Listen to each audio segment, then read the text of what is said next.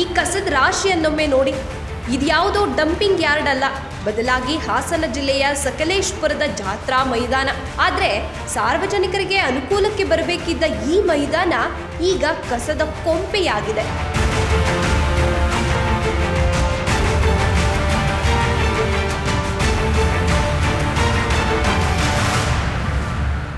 ಇವತ್ತು ಸಕಲೇಶ್ಪುರದಲ್ಲಿ ಏನು ಒಂದು ಕಸನ ತಂದುಬಿಟ್ಟು ಇವತ್ತು ನಮ್ಮ ಈ ಜಾತ್ರಾ ಮೈದಾನಕ್ಕೆ ಹಾಕ್ತಿದ್ದಾರೆ.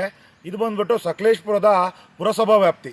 ಈ ಪುರಸಭಾ ವ್ಯಾಪ್ತಿನಲ್ಲಿ ಪುರಸಭೆಯ ಮುಖ್ಯಾಧಿಕಾರಿಗಳು ಸಕಲೇಶ್ಪುರದ 23 ವಾರ್ಡಿನ ಕಸನ ಇವತ್ತು ಈ ಜಾತ್ರಾ ಮೈದಾನದಲ್ಲಿ ತಂದು ಹಾಕ್ಬಿಟ್ಟು ಇವತ್ತು ಇಲ್ಲಿ ಬೇರ್ಪಡಿಸ್ತಾ ಇದ್ದಾರೆ. ಅವರು ಕಸನ ಇವತ್ತು ಸರ್ಕಾರದ ಆದೇಶ ಇರೋದು ಹಸಿ ಕಸ ಮತ್ತು ಒಣ ಕಸನ ಬೇರ್ಪಡಿಸಿ ಮನೆಯಿಂದನೇ ಕಲೆಕ್ಟ್ ಮಾಡ್ಕೊಂಡು ಬರಬೇಕು ಅಂತ ಇರೋದು. ಆದರೆ ನಮ್ಮ ಸಕಲೇಶ್ಪುರದ ಪುರಸಭೆಯ ಅಧಿಕಾರಿಗಳು ಹಸಿ ಕಸ ಮತ್ತು ಒಣ ಕಸವನ್ನು ಮನೆಯಲ್ಲಿ ಬೇರ್ಪಡಿಸ್ತಾ ಇದ್ದೀವಿ ಅಂತ ಹೇಳಿ ಮೇಲಧಿಕಾರಿಗಳಿಗೆ ತಪ್ಪು ಸಂದೇಶ, ತಪ್ಪು ಮಾಹಿತಿನ ಕೊಟ್ಟು ಯಾವುದೇ ರೀತಿಯಲ್ಲಿ ಹಸಿ ಕಸ ಮತ್ತು ಒಣ ಕಸನ ಬೇರ್ಪಡಿಸ್ತಲೇ ಅದರಲ್ಲೂ ಸಕಲೇಶ್ಪುರದ ಜಾತ್ರಾ ಮೈದಾನಕ್ಕೆ ತಂದು ಹಾಕಿ ಇಲ್ಲಿ ಬೇರ್ಪಡಿಸೋದಕ್ಕೂ ಮುಂಚೆ ಅಲ್ಲಿ ಮನೆಯಲ್ಲಿ ಹಸಿ ಕಸ ಒಣ ಕಸನ ಬೇರ್ಪಡಿಸ್ತಾ ಇದ್ದೀವಿ ಅಂತ ಹೇಳಿ ಪುರಸಭೆಯಲ್ಲಿ ಲಕ್ಷಾಂತರ ರೂಪಾಯಿಯ ಬಿಲ್ನ ಮಾಡಿಕೊಂಡು ಕೊಳ್ಳೆ ಹೊಡಿತಾ ಇದ್ದಾರೆ. ಊರಿನ ಜನರಿಗೆ ತಮ್ಮ ಪರಿಸರವನ್ನ ಸ್ವಚ್ಛವಾಗಿಡೋದಕ್ಕೆ ಬುದ್ಧಿ ಹೇಳಬೇಕಾಗಿರೋ ಪುರಸಭೆಯೇ ಜಾತ್ರಾ ಮೈದಾನವನ್ನ ಕಸದ ತೊಟ್ಟಿ ಮಾಡಿ ಜನರಿಗೆ ತೊಂದರೆಯನ್ನುಂಟು ಮಾಡ್ತಿದೆ. ಯಾವುದೋ ಸಂಘಟನೆಗಳಿಗೆ ನಾವು ಕೊಟ್ಬಿಟ್ಟು ಹಸಿ ಕಸ ಮತ್ತು ಒಣ ಕಸನ ಬೇರ್ಪಡಿಸ್ತಾ ಇದ್ದೀವಿ ಅಂತ ಹೇಳಿ ಈ ಥರನೂ ಎಲ್ಲ ಬಿಲ್ ಮಾಡ್ಕೊಳ್ತಾ ಇದ್ದಾರೆ. ಸುಮಾರು ಅದು ಹೇಳಲಿಕ್ಕೆ ಅಸಾಧ್ಯ, ಆ ರೀತಿ ಭ್ರಷ್ಟಾಚಾರನ ಮಾಡ್ತಿದ್ದಾರೆ. ಇಲ್ಲಿ ಪ್ರಶ್ನೆ ಮಾಡುವಂಥವರೇ ಇಲ್ಲ, ಆ ಮಟ್ಟಿಗೆ ಭ್ರಷ್ಟಾಚಾರ ಪುರಸಭೆಯಲ್ಲಿ ನಡೀತಾ ಇದೆ, ನಮ್ಮ ಸಕಲೇಶ್ಪುರದ ಪುರಸಭೆಯಲ್ಲಿ. ಅದೆಲ್ಲದಕ್ಕಿಂತ ಹೆಚ್ಚಾಗಿ ಅವರು ಭ್ರಷ್ಟಾಚಾರ ಮಾಡಿ ದುಡ್ಡು ತಿಂದರೂ ಪರವಾಗಿಲ್ಲ, ಹಸಿ ಕಸ ಮತ್ತು ಒಣ ಕಸನ ಬೇರ್ಪಡಿಸ್ತಲೇ ಇಲ್ಲಿ ತಂದು ಹಾಕೋದ್ರಿಂದ ದನ ಕರುಗಳು ಇದನ್ನು ಬಂದು ಪ್ಲಾಸ್ಟಿಕ್ನ ಇನ್ನೊಂದನ್ನು ಎಲ್ಲದನ್ನು ತಿಂತಾ ಇದ್ದಾವೆ. ನಾಳೆ ದಿವಸ ಆ ಜಾನುವಾರುಗಳಿಗೆ ಏನಾದರೂ ಹೆಚ್ಚು ಕಮ್ಮಿ ಆದರೆ ಮತ್ತು ಜಲಚರ ಪ್ರಾಣಿಗಳಿಗಾಗಲಿ ಪ್ರಾಣಿ ಪಕ್ಷಿಗಳಿಗಾಗಲಿ ಎಲ್ಲದಕ್ಕೂ ತೊಂದರೆ ಆದರೆ ಯಾರು ಜವಾಬ್ದಾರಿ ತಗೊಳ್ಳೋದು? ಈ ಸಕಲೇಶ್ಪುರ ಪುರಸಭೆಯ ಕರ್ಮಕಾಂಡ ಒಂದ ಎರಡ. ಈ ಹಿಂದೆ ಸಕಲೇಶ್ಪುರ ಪುರಸಭೆಯ 24 ವಾರ್ಡ್ಗಳ ಕಸವನ್ನ ಸಂಗ್ರಹಿಸಿ ಹೇಮಾವತಿ ನದಿಯ ದಡಕ್ಕೆ ತಂದು ಸುರಿಯುತ್ತಿದ್ದ ಘಟನೆಯನ್ನ ಸಾಕ್ಷಿ ಸಮೇತವಾಗಿ ವಿಜಯ ಟೈಮ್ಸ್ ವರದಿ ಮಾಡಿತ್ತು.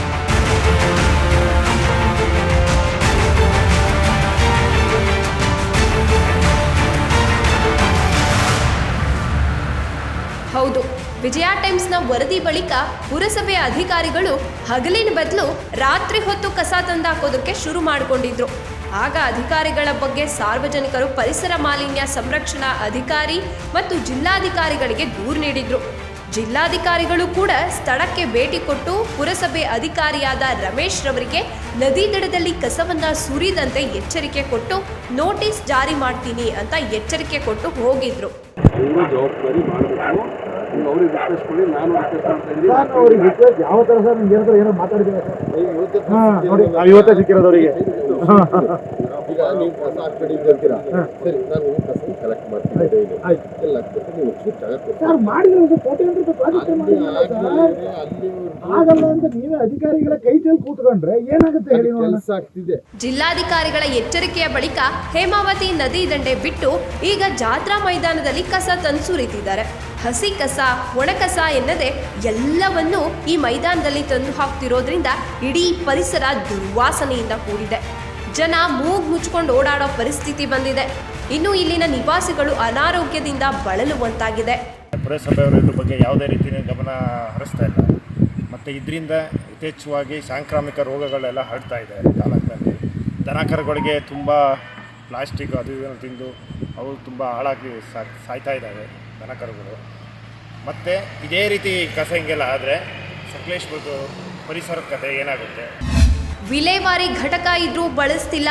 ಕಸ ವಿಲೇವಾರಿ ಹೆಸರಲ್ಲಿ ಲಕ್ಷಗಟ್ಟಲೆ ಬಿಲ್. ಇನ್ನು ಸಕಲೇಶ್ಪುರದ ಮಳಲಿ ಗ್ರಾಮದ 13 ಎಕರೆಯಲ್ಲಿ ಜಮೀನಿನಲ್ಲಿ ವಿಲೇವಾರಿ ಘಟಕ ಸ್ಥಾಪಿಸಲಾಗಿದೆ. ಆದ್ರೆ ಇಲ್ಲಿ ಹಸಿ ಕಸ ಒಣ ಕಸವನ್ನ ವಿಲೇವಾರಿ ಮಾಡಿದ್ರೆ ಜಾತ್ರಾ ಮೈದಾನ ಮತ್ತು ಹೇಮಾವತಿ ನದಿ ದಂಡೆ ಕಸ ಸುರಿದು ಲಕ್ಷಗಟ್ಟಲೆ ಬಿಲ್ ಮಾಡಿ ಅಧಿಕಾರಿಗಳು ಗುಳುಂ ಮಾಡ್ತಿದ್ದಾರೆ. ಈ ಪುರಸಭಾ ಮುಖ್ಯಾಧಿಕಾರಿಗಳ ವಿರುದ್ಧ ಯಾಕೆ ಕ್ರಮನ ಕೈಗೊಳ್ತಾ ಇಲ್ಲ? ಇವರನ್ನು ಅಮಾನತು ಮಾಡಬೇಕು ಅಂತೇಳಿ ಹಿಂದೆನೂ ಸಹ ನಾವು DC ಅವರಿಗೂ ಸಹ ಮನವಿನ ಕೊಟ್ವಿ. ಆದರೂ ಸಹ ಈ ವ್ಯಕ್ತಿ ವಿರುದ್ಧ ಯಾರೂ ಕ್ರಮ ಕೈಗೊಳ್ತಾ ಇಲ್ಲ. ಇವರು ಮಾಡಿದ್ದೇ ರಾಜಭಾರಿ ಅನ್ನೋ ರೀತಿಯಲ್ಲಿ ಕಸನ ಊರೊಳಗೆ ತಂದು ಹಾಕಿ ಇಲ್ಲಿ ಒಂದು ಇದನ್ನೇ ಮೆರಿತಾ ಇದ್ದಾರೆ.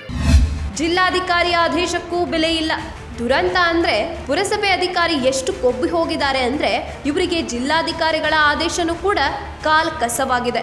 ಇಷ್ಟೊಂದು ಬೇಜವಾಬ್ದಾರಿಯಿಂದ ವರ್ತಿಸೋ ಅಧಿಕಾರಿಗಳ ವಿರುದ್ಧ ಕ್ರಮ ಕೈಗೊಂಡು ಜಾತ್ರಾ ಮೈದಾನ ಮತ್ತು ಹೇಮಾವತಿ ನದಿ ದಡದಲ್ಲಿ ಡಂಪ್ ಆಗ್ತಿರೋ ಕಸವನ್ನ ಆದಷ್ಟು ಬೇಗ ತೆರವುಗೊಳಿಸಲು ಪರಿಸರಕ್ಕೆ ಮತ್ತು ಜನಸಾಮಾನ್ಯರಿಗೆ ಆಗ್ತಿರೋ ತೊಂದರೆಯನ್ನ ತಡೆಗಟ್ಟಬೇಕು ಅನ್ನೋದು ವಿಜಯ ಟೈಮ್ಸ್ನ ಆಗ್ರಹ.